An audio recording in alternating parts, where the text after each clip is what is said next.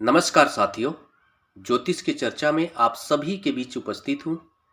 इसी के साथ आप सभी से आग्रह करता हूँ, चैनल को लाइक करें, शेयर करें और सब्सक्राइब करें।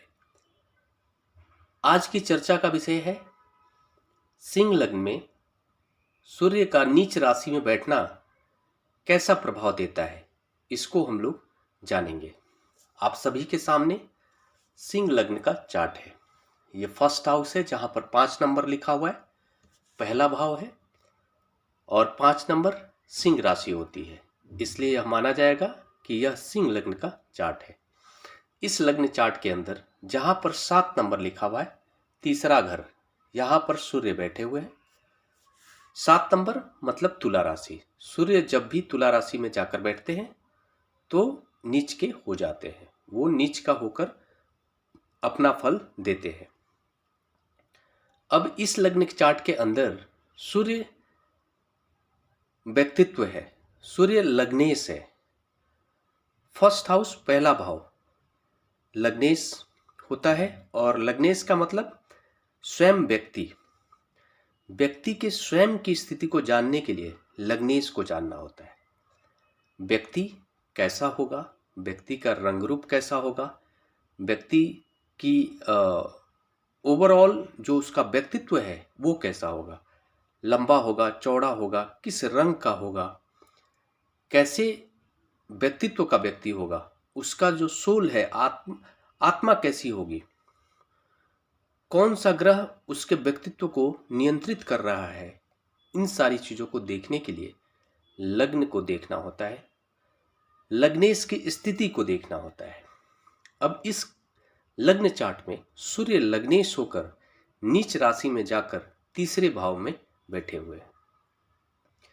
जब भी कोई ग्रह नीच राशि में जाकर जिस घर में बैठता है उस घर को नुकसान पहुंचाता है, नकारात्मक प्रभाव देता है और साथ में जिस घर का स्वामी ग्रह होकर नीच राशि में बैठता है उस घर से संबंधित नकारात्मक प्रभाव डालता है।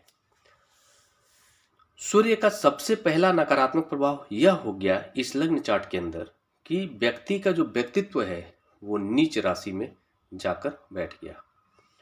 सूर्य जिन क्षेत्रों के कारक ग्रह है, सूर्य मतलब लीडरशिप, सूर्य लीडरशिप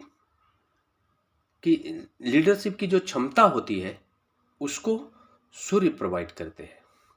व्यक्ति के अंदर जो एक तेज होता है उसको सूर्य प्रभावित करते हैं। सूर्य उसके कारक ग्रह हैं। तेज जो व्यक्ति के अंदर जो तेज होता है उसके कारक ग्रह सूर्य माने जाते हैं।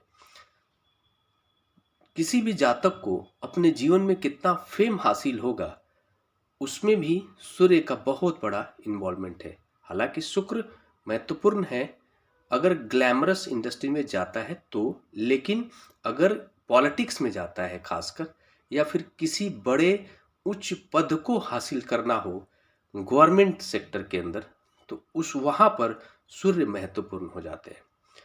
ऐसे कंडीशन में यह देखा जा रहा है कि सूर्य का नीच राशि में जाकर तीसरे घर में बैठना, तीसरे घर के अंदर सूर्य का प्लेसमेंट अच्छा माना जाता है पॉलिटिक्स के पॉइंट ऑफ व्यू से।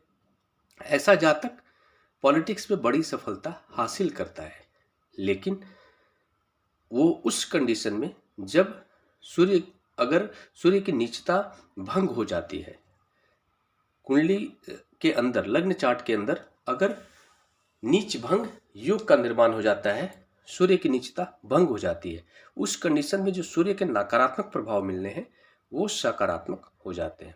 लेकिन मूल रूप से यह माना जाएगा कि यहाँ पर व्यक्ति का व्यक्तित्व कमजोर हो गया।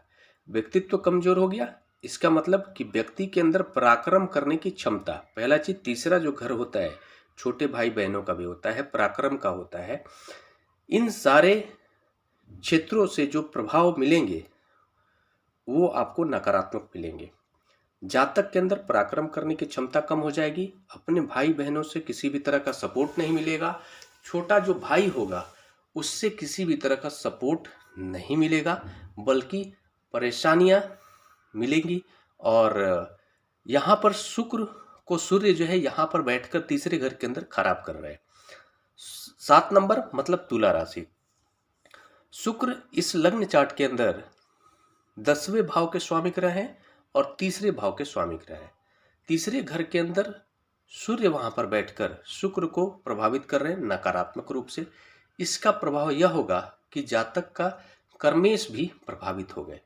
कर्मेश प्रभावित हो गए और इसके फलस्वरूप यह परिणाम होगा कि यह जातक तीसरे घर में सूर्य का बैठने के कारण पॉलिटिक्स में वो बहुत ही इंटरेस्ट होगा, उसका बहुत ही इंटरेस्ट होगा और फलस्वरूप यह परिणाम होगा कि वह जातक जनता की सेवा के नाम पर उसके व्यक्तित्व के अंदर ऐसे नकारात्मक प्रभाव पैदा होंगे ग्रहों की वजह से, जिससे कि वो जनता को मैनिपुलेट करने का भी काम कर सकता है। और इसके दुष्परिणाम यह होंगे कि वो जनता में हमेशा ही उसको लोग जानेंगे बहुत, लेकिन नकारात्मक रूप से जानेंगे।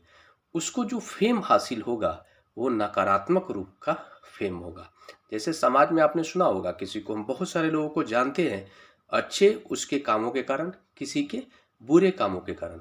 और दूसरा यह भी है कि ऐसे कंडीशंस में यह स्थिति पैदा हो जाती है कि जातक अगर अच्छा काम करता भी है तब भी वो लोगों के बीच उसकी अच्छाई पहुंच नहीं पाती है।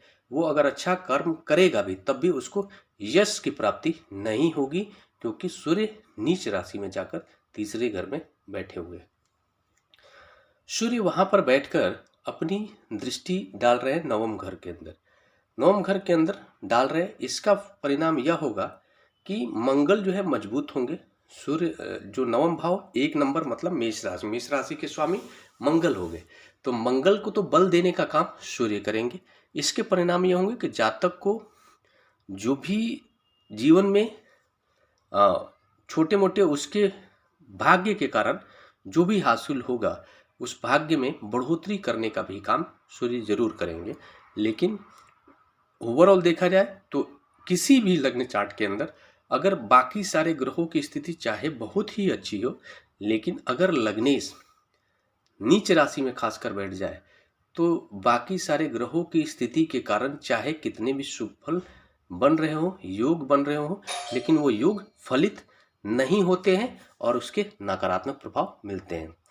ओवरऑल हम लोग यह मान सकते हैं कि यह एक नकारात्मक स्थिति होती है अगर लग्नेश नीच राशि में जाकर बैठता है तो, और सूर्य के कारण ये सारे नकारात्मक प्रभाव देखने को मिलेंगे।